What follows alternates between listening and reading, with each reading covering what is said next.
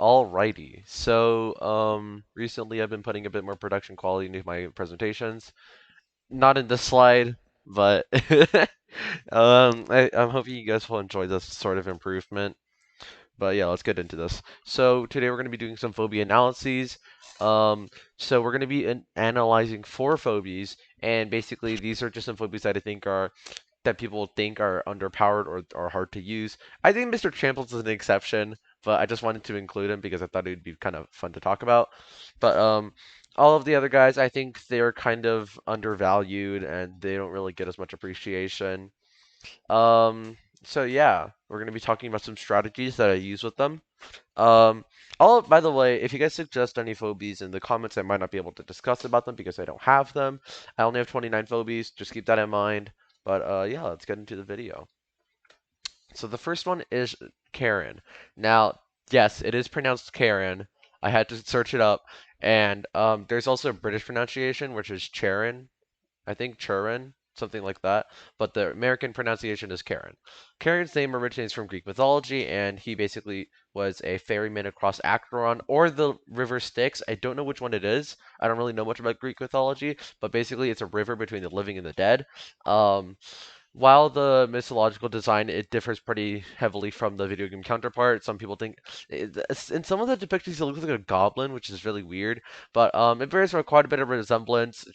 Karen will row when he moves, and he when it moves, and it has like the little paddle. Um, in the game, Karen will leave mud on any tiles that it steps on. It'll disable the effects of their tiles, including traps, stim pads, and panic points. The panic points will basically act like normal tiles until the mud wears off, but it'll still retain the team ownership. So, if you've seen my Google Doc on Karen, you probably are a bit confused right now, and it turns out that I was wrong. Disabling your own tiles disables the effect as well. It's just a visual bug because it won't show on the spikes. That's what I usually use to indicate like, oh, how much damage you're gonna take and whatnot. So yeah, I was completely wrong about that. So let's talk about a strategy that I like to use with them. So basically, Karen can disable these enemy points, and they basically won't act like panic points anymore. And you can basically place the burden on them to attack you by disabling these panic points. What will happen is that now their heart will start taking damage. If their heart starts taking damage, then that is a lot of pressure. And slowly they're going to have to push into you. So if you play super slow with these super low movement and high damage phobies, then they're going to have a lot of trouble. A really good example is Billy Runes, which is unfortunately out of rotation for the week. But basically, you can capture the top point and you can capture the middle point right here. If you disable both of these points, and as long as you have the bottom point, you'll start doing damage to the enemy heart. So now they have to push into you. Now, unfortunately, I did lose this game because I didn't. As you can tell, I had a Murder Wing, a Cassowary, and a Gravedigger, which are all super bad for protecting points. Also, I had nothing at the top except for Karen. But you usually want something like maybe a Stairmaster or a Unicorn here, or maybe a Bowmangles, stuff like that. Low movement, decent range, high damage. That's what you want. I It's really good to have it when you have a firing squad set up, but he's really not good anytime else. I think he's the most situational and obviously the worst, but I think in his niche he works pretty well. Also, I just love his design, so I'm gonna use him anyway. Next we're going to be talking about Mount Crushmore. Now, obviously, his name is a pun based on Crush and Mount Rushmore. It's a monument depicting George Washington, Thomas Jefferson, Theodore Roosevelt, and Abraham Lincoln. It's a really odd cast of presidents to put the memorial. I don't know why I put that there, but like I don't know. It's kind of weird. There's also this like super long history behind it because it was meant to be a tourist attraction, which it is. Um, so in the game, Mount Crushmore has the ability of Terraform, which works the exact same as Gravedigger. However, it also has lob attacks, meaning that it's able to close off incoming attacks and also attack over them. So because he has the sword and the shield, he actually works pretty well. Now, I like to use Mount Crushmore as a way to snipe the heart on the penny dropped. It's probably one of my favorites. Sometimes I'll use Gravedigger and Unbearable just because Gravedigger has a teensy bit of value for just one more key. And I'll you get an extra body to like defend the hand structure. And also Unbearable is a pretty good undead unit, but I think Mount Crushmore is a lot more efficient because it also has two movements, so it'll reach the heart faster.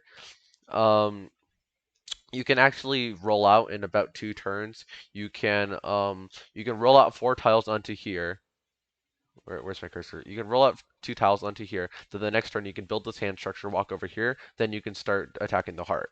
Um, you can also use it to block off choke points, but I found this to just be a really funny strategy, and that's why I wanted to showcase it. But it does work really well. Um, just like for example, like I can totally just bomb this Razor Mouth. I'm pretty sure I did.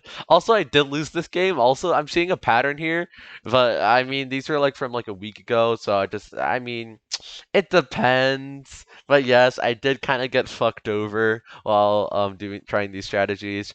You don't really want to go too meme. When I mean that, I mean don't go all in. You usually want to like just have Mount Crushmore kind of just doing its thing. Don't really have every. You can just play normally up to that because you still have the top point, but you're still taking damage every turn. What ended up happening was that he was using his Gravedigger to break the pig. To break the bottom point, to break the bottom block that was for my heart, and then he started just bum rushing me. And because Mount Crushmore only does 800 damage per turn, and I kept trying to kept trying to keep Mount Crushmore alive, what ended up happening was that I lost. Mount Crushmore, though, he's super dangerous and pretty versatile, but there are some situations where he's not that great. But I think it's just a nice 6 cost to throw down. He has some pretty good defense, especially on a small maps with a lot of choke points. If you already have a lot of map control, then you can use Mount Crushmore as something to fall back on, as a sort of you can push this point, but you'll take 800 damage, and you'll also get fucked by all my other attackers. He's also just a more mobile Unbearable. I do like the fact that Unbearable is undead.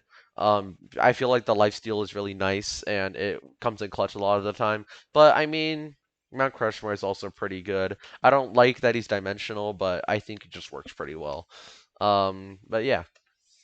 Now next we're gonna talk about Mr. Tramples. Obviously he has no namesake. He's just like a bull. He's blind, I guess. You don't really see his eyes ever. Um, Also, his I'm pretty sure I've said he him a lot, but technically they're it's. It doesn't really matter, but I keep saying it because that's what I default to. But now it's technically correct. It's technically correct. So I'm just gonna use this as an excuse. All right. Also, Mr. Tramples is able to run through enemies and deal damage to them as well. That means that he gets a lot of value, and if any enemies are 2 tiles away from him, he can double dunk them, meaning that he can rush over to them, then he can hit them again. That's like 1,000 damage. It's pretty nice. Um, he also has a lot of movement because, that's how it works. So yeah, pretty nice stuff.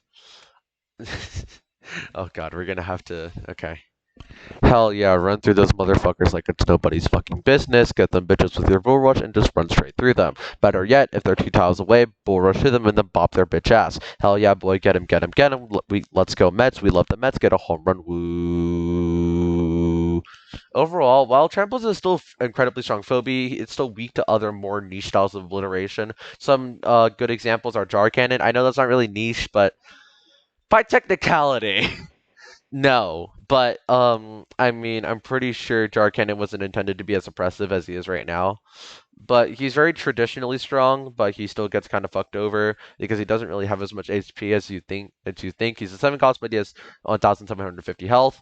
So just be careful of being too aggressive with him. I found myself doing that a lot when I first started out because I always use him on Ergo and then just bum rush the enemy heart. So yeah. So lastly, we're going to talk about Pterodactyl. Obviously, it's a pun on terror in Pterodactyl. Um, Pterodactyls are basically extinct dinosaurs that they were actually partial. Okay, I meant to put omnivores, but I put herbivores. But basically, I don't know what it means to be a partial omnivore. They're basically omnivores, but like they were carnivores, but sometimes they would eat fruit, like if they needed to. They're basically very picky. So I wouldn't really say they're omnivores, but by technicality, yes. Anyway, so if Pterodactyl dies, it'll leave a pile of bones on the floor, and at the end of the turn that it dies, if it doesn't get stepped on, by the end of the turn that it dies on, it'll come back with about 25% of his original HP. 476 is about 25% of 1791. It's just that they use Banker's rounding to round up by 3%, so I'm pretty sure the base stat should be accurate, but I don't have access to it because they didn't fucking put it in, and base stats that they gave me were higher than my level 5 Pterodactyl, so it's definitely not accurate. Also, I've noticed that any effects that it has before it gets revived will still apply. So, for example, Sheeping Gas is poison. Once it dies, when it comes back to life, it's going to get poisoned again, and it'll just keep dying and resurrecting itself because it dies at the end of the turn due to poison, and it'll come back to life because of the resurrection. It's kind of funny. Anyway, with Pterodactyl, there's not really a specific strategy with him, but he's probably the strongest Phobie with resurrection. There's some other ones that mainly Jackalopes, the Newly Deads. Those are like the only two like big ones. Um, so really, the goal here is to slowly get value out of Pterodactyl because he doesn't really get much inherent value. You kind of have to just slowly, just like dish out damage, chip them off. They'll die once, it's okay. And because of how annoying it is to have to push into Pterodactyl, most of the time they won't even kill you once. Maybe they'll kill you once if they're stupid and they don't like step on you. But yeah, because they just keep in mind that sometimes they'll be able to do a lot of that. They'll be able to kill you and step on you. The first time around, it takes around like 4 phobies to actually burst you down and do that. But the second time around, you only need like 2. So just be very cautious about that. At least have some big phobies around. This guy on big maps, super strong. That gives so much inherent value. Like I mean, not inherent value, just like normal value. It really works well against like 2 or 3 phobies on the small ones, but I say that it's really good on small maps just because it's technically good, but I mean, it's really hard to get them out on small maps, but I mean, yeah. So, um, the thing is whether it's good on small or big maps. Right now, I'm thinking big maps. Before I was thinking small maps. I think they both right now. Honestly, they both seem pretty reasonable, but it's really hard to get them out on small maps. So I'd suggest bigger maps. I feel like those are better because you get more keys. But basically, remember that longevity is super important. Oh, also, if let's say this guy's on the ledge right here, if he dies, then he won't resurrect. So keep that in mind. Sometimes they'll just keep it on the block on accident and it'll just kill itself because it's just standing on the ledge there. So they don't even have to step on it because they can't. Most wubbies can't. So it makes it super annoying to position with because like you can go through them, but if you stand on them, you might get fucked. But yeah, just try to calculate, see if your opponents are going to be able to like fuck you over. Just keep that in mind. Lastly, we're going to be doing a ranking. First off, yeah, Pterodactyl gives a lot of value due to his longevity. I really like it. I keep saying him. It does. I don't. Whatever. Resurrection phobies are really good in the game anyway. At least in high level play, if you play cautious with them. So yeah. And number 2, we have Tramples. I'm doing this backwards, aren't I? Whatever. Mr. Tramples can be really strong, but I feel like he kind of pales in comparison to Pterodactyl. He doesn't really have that longevity because as soon as you go into enemy lines, you get fucked over. Um, but like, I mean, he's really good one on one. So I'd say use him in the late game. Like when there's not many phobies left, and like there's just like the big ones that are left standing. Um, Third one is Mount Crushmore. I feel like he's a bit too situational. You can't really just throw him down like you can with Pterodactyl and Mr. Tramples. And also I feel like he's not as strong as his niche as Mr. Tramples and Pterodactyl are, and like just in generalization. But Mount Crushmore is really funny, and also he can work with a very defensive playstyle. So, yeah. Sharon is obviously the worst one out here.